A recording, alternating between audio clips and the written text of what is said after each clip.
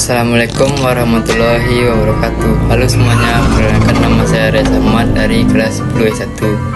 Pada kesempatan kali ini saya akan menjelaskan tentang salah satu kerajaan Islam yang sangat penting dalam sejarah Indonesia.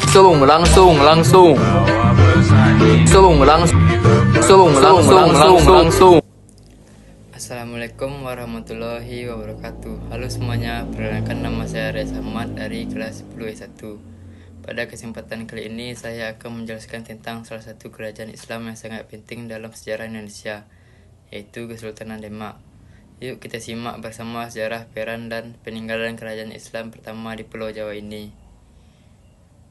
Awal berdiri Kesultanan Demak berdiri sekitar tahun 1475 Masehi.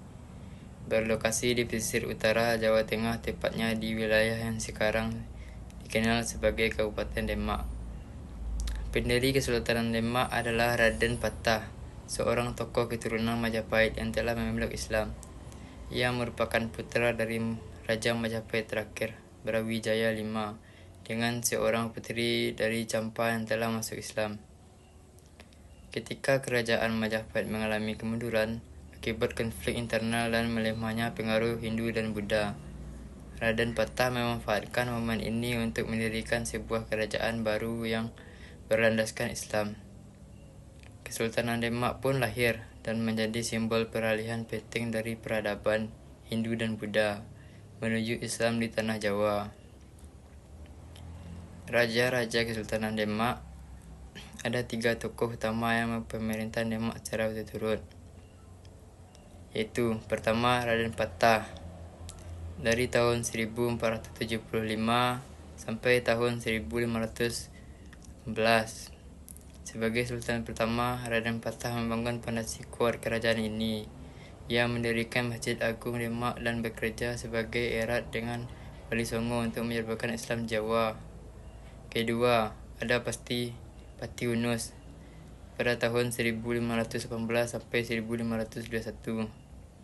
Putra Raden Patah, Pati Unus dikenal sebagai Pangeran Sabrang Lor karena keberaniannya menyeberangi Laut Utara menuju Malaka untuk melawan Portugis. Walaupun gagal merebut Malaka, Pati Unus dihormati sebagai pejuang Islam. Yaitu ketiga, Sultan Trenggana pada tahun 1521 sampai 1546. Pada masa pemerintahannya, Kesultanan Demak mencapai puncak kejayaan wilayah kekuasaan Mula Singka Jawa Timur dan sebagian Kalimantan. Sultan Trenggana berhasil menaklukkan kerajaan Majapahit yang tersisa dan menyatukan banyak wilayah di bawah kekuasaan Islam. Sayangnya, Sultan Trenggana wafat dalam ekspedisi ke Pasuruan. Setelah itu terjadi perebutan kekuasaan yang melemahkan Kesultanan Demak secara perlahan, yaitu ada wilayah dan pengaruh Kesultanan Demak.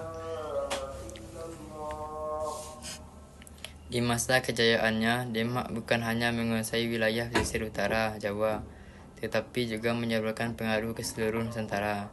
Wilayah kekuasaan mencakup sebagian besar Jawa Tengah dan Jawa Timur, beberapa wilayah Jawa Barat, sebagian pesisir Kalimantan Selatan dan Kalimantan Barat. Kesultanan Demak menjalin hubungan politik dan dagang dengan kerajaan-kerajaan Islam lain seperti Aceh dan Malaka.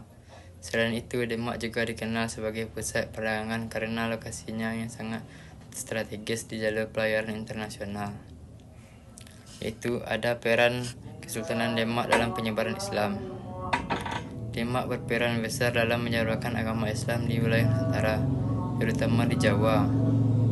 Peran ini tak lepas dari kerjasama yang erat dengan para Wali Songo, 9 ulama besar penyebar Islam di Jawa. Mereka menggunakan pendekatan budaya lokal seperti wayang, gamelan, dan kesenian lainnya untuk menarik hati masyarakat. Dengan cara damai dan penuh toleransi, ajaran Islam pun berkembang pesat di berbagai lapisan masyarakat. Itu ada juga peninggalan Kesultanan Demak. Salah satu peninggalan paling terkenal dari Kesultanan Demak adalah Masjid Agung Demak, didirikan oleh Raden Patah bersama Wali Songo. Masjid ini menjadi simbol kejayaan Islam di Jawa. Ciri khasnya adalah tiang penyangga utama atau saka guru, yang terbuat dari tumpukan kayu jati sisa pembuatan masjid. Pintu beledek, pintu masjid yang berhiaskan ukiran petir, melambangkan kekuatan dan kekuasaan Allah. Selain itu, ada juga makam para sultan dan para wali yang hingga kini menjadi tempat ziarah penting bagi umat Islam di Indonesia. Akhir Kesultanan Demak. Setelah Sultan Trenggana wafat, terjadi perebutan kekuasaan antara Arya, Penangsang, dan keturunan Trenggana lainnya. Konflik ini melemahkan Kesultanan Demak secara politik dan militer. Akhirnya kekuasaan beralih ke tangan Sultan Hadiwijaya di Kerajaan Pajang, yang merupakan kelanjutan dari Demak. Meskipun berakhir, warisan Kesultanan Demak tetap hidup dalam sejarah dan perkembangan Islam di Nusantara. Demikian penjelasan saya tentang Kesultanan Demak, kerajaan Islam pertama di Pulau Jawa yang memiliki peran penting dalam sejarah Indonesia. Dari sini kita bisa belajar bahwa agama dan kekuasaan bisa berjalan beriringan untuk membawa perubahan besar bagi masyarakat. Semoga video ini bermanfaat dan menambah wawasan kita semua. Jangan lupa like, komen, dan share ya. Wassalamualaikum warahmatullahi wabarakatuh.